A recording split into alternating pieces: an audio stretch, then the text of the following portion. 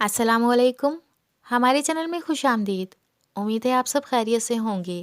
Please ہمارے channel کو subscribe کریں، لائک کریں اور شیئر کریں۔ ساتھ میں دیے گئے بیل آئیکن کے بٹن پر کلک کریں تاکہ آنے والی ہر نئی ویڈیوز کا نوٹیفیکیشن آپ کو ملتا رہے۔ دجال کون؟ زمین اپنی پیداوار 1/3 کم کر دے گی۔ آسمان سے بارشوں کا سلسلہ کم ہو جائے گا، چنانچہ زمین کی گلہ اگنے کی صلاحیت کم ہو جائے گی۔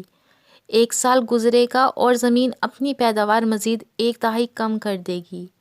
آسمان سے بارشیں مزید کم برسیں گی۔ تیسرا سال اس صورتحال سے دنیا میں شدید قحط آ جائے گا اور ہر طرف پانی اور اجناس کی طلب بڑھ جائے گی۔ یہ دجال کی آمد کا اعلان ہوگا۔ ایسے حالات میں دجال دنیا میں نمودار ہوگا۔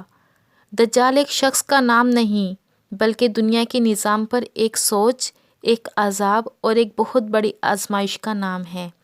لیکن اللہ تعالیٰ نے اپنی خاص رحمت ہم انسانوں پہ کی اور اپنے چند نیک بندوں یعنی رسولوں کے ذریعے مسلسل ہدایت کا سلسلہ جاری رکھا۔ جس قوم نے اطاعت کی وہ کامیاب ہوا اور جنہوں نے خواہش نفس کی پیروی کی وہ عذاب کا شکار ہوا۔ دجال کے خروج سے قبل اس لیے راہ ہموار کرنے کا سلسلہ یہودی انصار کی کوششوں سے جاری ہے۔ خفیہ اسرائیل سازشیں تو عرصے سے جاری ہیں۔ اس کی ظاہری مثال یروشلم میں امریکی سفارت خانہ کے قیام کے اعلان سے دیکھی جا سکتی ہے۔ دجال کو اللہ بہت زیادہ قوت عطا فرمائیں گے۔ یہ دنیا کے تمام وسائل پر اس وقت قابض ہوگا۔ جب دنیا شدید قحط کی لپیٹ میں ہوگی اور یہ ساری دنیا کے ارد گرد اپنی جدید سواری میں چکر لگائے گا۔ دجال دنیا میں 40 دن قیام کرے گا۔ پہلا دن 1 سال کے برابر ہوگا، دوسرا دن 1 ماہ کے برابر ہوگا اور تیسرا 1 ہفتے کے برابر ہوگا۔ باقی دن عام دنوں کی مثال ہوں گے۔ اس کی ایک آنکھ ہوگی پیشانی پر جس پر کفر یا کافر لکھا ہوگا اور جسے ایمان والا پڑھ سکے گا۔ آج دنیا ایک گلوبل ولیج بن چکی ہے۔ سیٹلائٹ اور نیٹ کے ذریعے سب ممالک اور اقوام جڑ چکے ہیں۔ میں خود حیران ہوں کہ دنیا کیا سے کیا ہو جائے گی۔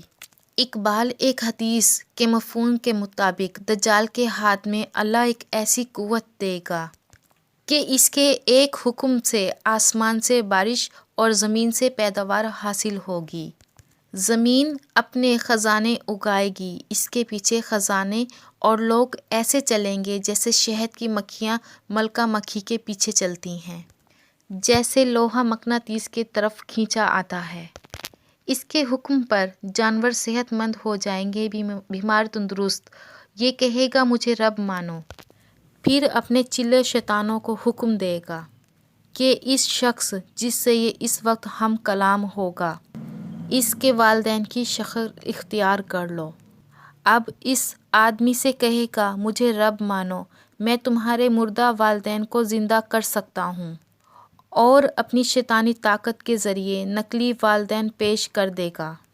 کمزور ایمان والے اس کی باتوں میں آ جائیں گے، جبکہ پختہ ایمان والا کہے گا تو کانا دجال ہے جس پر اس کو آرے سے چیر دیا جائے گا۔ یہ آدمی کو قتل کرنے کے بعد دوبارہ زندہ کرے گا اور کہے گا کہ میں تیرا رب ہوں۔ یہ سب دجال کی ذاتی کمال سے نہیں ہوگا بلکہ اللہ تعالیٰ اس کی رسی دراز کریں گے اور انسانوں کی آزمائش کے لیے اس کو قوت دی جائے گی کہ دیکھا جائے گا کہ کون حق کی پیروی کرتا ہے اور کون باطل ہے۔ اس کے پاس بہت سے حربے ہوں گے اور وسائل پر اس کا قبضہ ہوگا۔ یہ دنیا پر قیامت سے پہلے ایک قیامت کر دے گا۔ امام مہدی کا نزول ہوگا۔ وہ اپنے جہبازوں کو لے کر لڑنے کی تیاری کر رہے ہوں گے کہ حضرت عیسیٰ کا نزول ہوگا۔ جب عیسیٰ دجال کو باب لد کے مقام پر قتل کریں گے، اس وقت دجال کے ساتھ 70,000 یہودیوں کی جماعت ہوگی۔ یہ یہودی لڑائی کے دوران غرقد نامی درخت میں پناہ لیں گے اور یہ درخت یہودیوں کو اپنے اندر چھپا لے گا۔ اللہ کی مدد سے فتح ہوگی۔ فتنہ دجال آدم کے لیے شروع سے قیامت تک کی سب سے بڑی اور ہولناک آزمائش ہے۔ اس سے حضرت محمد صلی اللہ علیہ وآلہ وسلم نے پناہ مانگی اور امت کو محفوظ رہنے کے لیے سورۃ کہف کی پہلی 10 آیتیں حفظ کرنے کی تلقین فرمائی۔ اللہ مجھے، آپ سب کو اور ہماری آنے والی نسلوں کو اس سے محفوظ رکھے، آمین۔